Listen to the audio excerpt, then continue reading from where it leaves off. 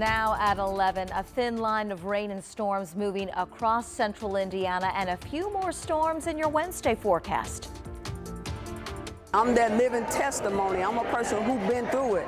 And if I could get through it, they can too. Tonight, creating a safe space for people who once longed for one. We want to show you how city leaders are now providing community and comfort for survivors of crime. And the Indy 500's reigning champion tonight represented in the museum honoring the race's past. Alex Pillow talking tonight about his victory moment and handing his car over to the fans. But we begin with the weather impact tonight. Storms are moving through central Indiana right now. In fact, you may be hearing some rumbles of thunder this evening. Thanks so much for joining us here on WTHR Plus. It's 11 o'clock. So do we have any severe threat overnight? No severe threat. In fact, we were under that severe threat for the northwestern part of the state earlier this evening. Storm Prediction Center dropped that, and it was mainly for hail. We've been keeping an eye on this camera because we've seen some flashes of lightning. We're on the northeast side of Indianapolis near Binford Boulevard and Interstate 69. No flashes right now, but you can see the rain is coming down. This is radar showing the thin line of rain and storms moving from north to south across the state. There has been a little bit of lightning with some of these cells, and you can see that near Marklettville and then back through the Fishers area. This is what we're going to be tracking overnight, and the same boundary with us tomorrow, so additional storm chances. I'll walk you through your Wednesday in a few minutes. All right, Angela, thanks so much. And now to connection, community, and conversation.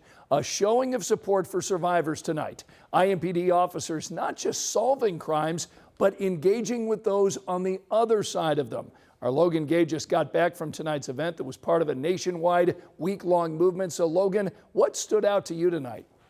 Well, Scott, IMPD's Victim Assistance Unit hosted the symposium at Indy's Global Village during National Crime Victims' Rights Week. But the department's Victim Assistant Manager told me this event was not just for survivors, but also to energize service providers and remind them what they do is important and life-changing. Inside the IMPD Survivors Symposium and Resource Fair, Lossie Davis stands behind her booth, surrounded by other service providers and ready to share her story to anyone walking up. My son, Jerron E. Collins, was away from home attending basketball camp in Tennessee. He was 17 years old at the time.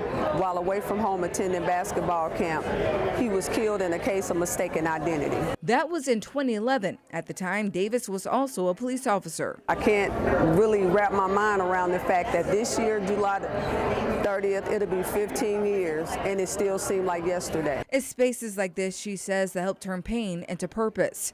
Lisa Brown, IMPD's Victim Assistance Manager, says the symposium is designed as a safe space where survivors can reflect, share, and find support. Just giving them an opportunity to share their story in a safe environment. We've got people, service providers that are just giving information about the services that they provide. She says it's also about making sure people know help exists when they need it most. The average person has no idea what entails if they become a victim, and why would they, right? So we just want to empower people to let them know that there are people out there that can help lead them in their journey moving forward. And for Lossie, that message is personal. They need to see somebody who experienced a loss. Love, loss, law. You know, being in law enforcement and losing my son during that time, and now knowing that, you know, I had help, I reached out, I did what I was supposed to do, and it's been able to help me. And this is important for people to reach out, to network with other agencies. Next, as part of National Crime Victims' Rights Week, a prayer vigil will be held Friday at 11 a.m. at Lugar Plaza Park, hosted by IMPD's Chaplain's Office. All right, Logan, thank you so much. Tonight, the family of a boy raped on a school bus is now pushing for accountability and safety improvements. A federal lawsuit against the Jennings County School Corporation claims the bus driver and bus monitor were negligent. Landon Doty was convicted earlier this month of 4 counts of rape and other charges. That conviction stems from one bus ride on one day, but the victim's attorney says bus surveillance video shows 14 physical and sexual assaults between February 27th and April 16th of last year. This lawsuit alleges the driver and monitor were negligent by assigning Doty to sit next to the 7-year-old boy with autism. Doty did not have special needs, but he was on the bus for a behavioral problem. Your heart goes out to this little boy who the only thing he could do to call for help was to stand up. And the response was to tell him to sit back down and face more abuse. In the middle, sometimes, of these situations. In the middle of the assaults, he was literally trying to get away and was told to sit back down to face his assailant. This lawsuit seeks $10.5 million in compensatory damages and unspecified punitive damages. The family also wants policy changes at the school to better protect students. 13 News reached out to the attorney for the school district today. We didn't hear back. They have until May 26th to respond to this federal lawsuit. Tonight at 11, people living in the Martindale-Brightwood neighborhood tell us they are not backing down from a fight against plans for a data center there, but they may be actually running out of options. The Protect Martindale-Brightwood group is tonight pushing back against MetroBlocks. That's a company planning to bring that data center to 25th and Sherman. The Metropolitan Development Commission already signed off on this plan, and the counselor who represents the district tells 13 News he does not intend to call the proposal before the full council. So it actually may be only a matter of time before construction begins. But the people at tonight's community meeting tell us they are not giving up. Right now, what I'm hoping to get out of this meeting is something that I can take, something that we could take to the streets to say the fight isn't over. Don't let the optics of what's going on up there and the trucks moving up there fool you.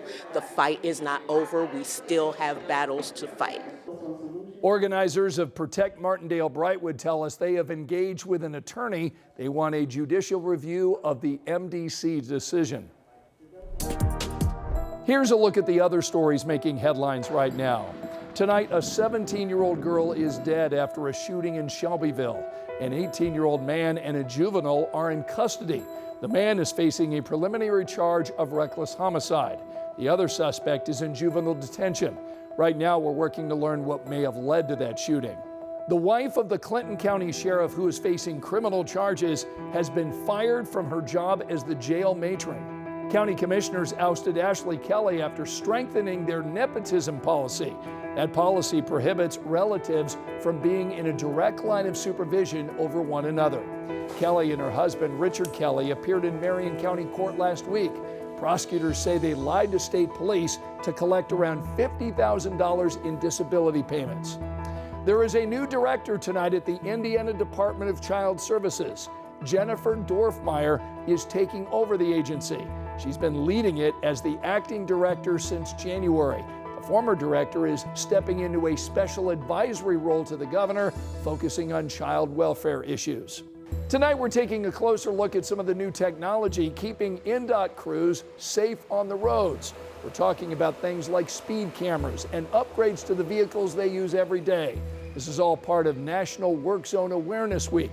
According to INDOT, 16 people were killed and more than 1,500 people were injured in work zone incidents last year. Remember, you can find all of our latest local stories streaming anytime. Just scan this QR code on your screen.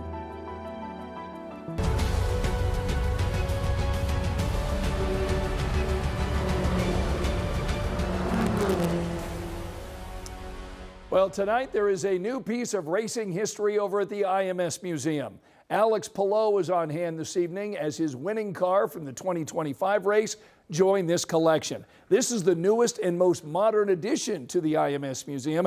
Alex Palou spent this evening reflecting on his big victory last year and a moment years before during a visit to the museum in 2019, before the renovations, before he drove for IndyCar, and before he had won the greatest spectacle in racing. But I remember just seeing all the cars, all the history, the Borg Warner for the first time live, and yeah, to have this space for me and to know that we've won this huge race, it just feels incredible. You'll be able to see Alex Pillow's car starting tomorrow morning at 9 o'clock. And if you're keeping track, we're only 32 days away from the 110th running of the Indianapolis 500. In fact, you can tell we're getting close to race day. A couple of drivers here in downtown Indy installing street signs in their honor. We were there alongside Kiffin Simpson and Christian Lundgaard. They tell us they're excited for the month of May. You can find Simpson Lane at Meridian in Washington. Lundgaard Circle is at Illinois and Maryland.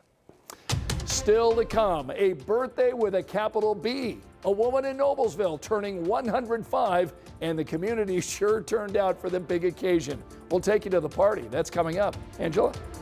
Scott, we've had some rumbles of thunder downtown, so we'll check radar, get you ready for a warm Wednesday, despite the fact that there are a few more storms on the way tomorrow.